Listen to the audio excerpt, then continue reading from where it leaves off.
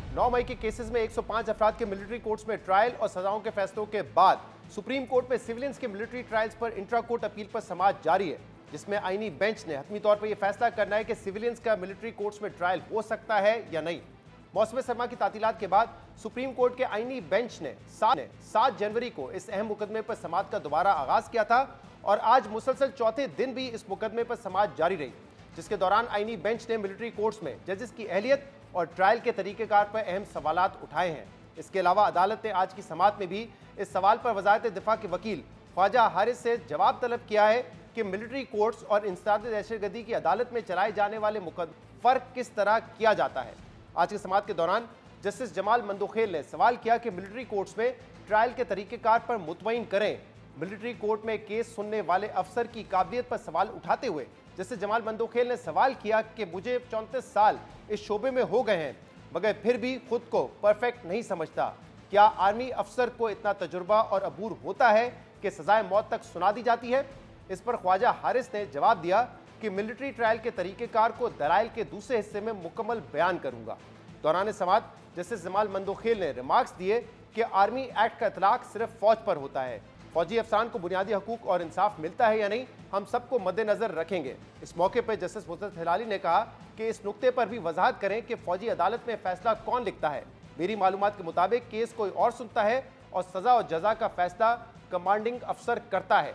जिसने मुकदमा सुना ही नहीं वो सजा और जजा का फैसला कैसे कर सकता है? इस पर वजारत दिफा के वकील ख्वाजा हारिस ने जवाब दिया कि फैसला लिखने के लिए चेक ब्रांच की मुआवनत हासिल की जाती है।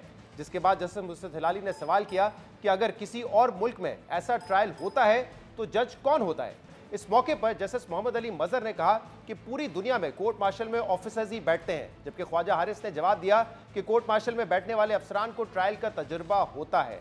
समाअत के दौरान जस्टिस मुस्तफा हिलाली ने कहा कि एक आर्मी चीफ के तैयारी को एयरपोर्ट की लाइट्स बुझाकर कहा गया कि मुल्क छोड़ दो और इस वाक़े में तमाम मुसाफिरों को खतरे में डाला गया और इस वाक़े के बायस मुल्क में मार्शल लॉ लग गया मगर फिर भी केस फौजी अदालत में नहीं चला।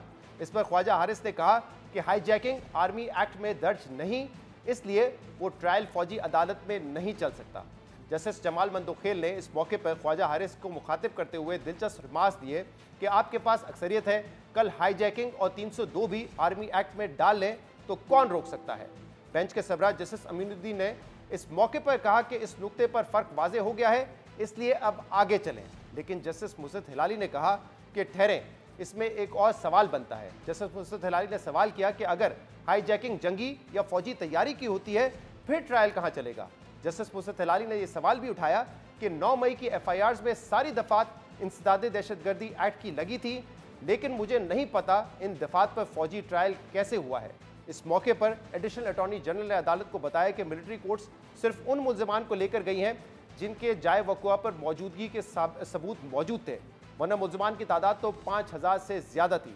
आज की समाअत से पहले इस केस की 3 समाअतों में भी अदालत का फोकस इन्हीं 2 सवालात पर था कि 9 मई के तमाम मुल्ज़िमान में से सिर्फ 105 मुल्ज़िमान का मिलिट्री कोर्ट्स में ट्रायल के लिए इंतखाब किस बुनियाद पर किया गया और 9 मई माजी में मिलिट्री इंस्टॉलेशंस पर होने वाले दहशतगर्दी के वाक़यात से किस तरह मुख्तलिफ है, जिसमें 2009 में GHQ और 2011 में मेहरान नेवल बेस पर दहशतगर्दी का हमला भी शामिल है। कल की समाअत में जस्टिस जमाल मंदोखेल ने यह सवाल भी उठाया था कि जो मुल्ज़िमान इंसदाद दहशतगर्दी की अदालतों से बरी हो जाते हैं उन्हें मिलिट्री कोर्ट से सज़ा कैसे हो जाती है? क्या वहाँ पर इजाफी शवाहिद पेश किए जाते हैं? अब मुकदमे की ये मजीद समाअत पीर को होगी, लेकिन अहम बात यह है कि इस मुकदमे पर सुप्रीम कोर्ट माजी में 3 मुख्तलिफ अबूरी फैसले कर चुकी है, लेकिन हतमी फैसला होना अभी बाकी है।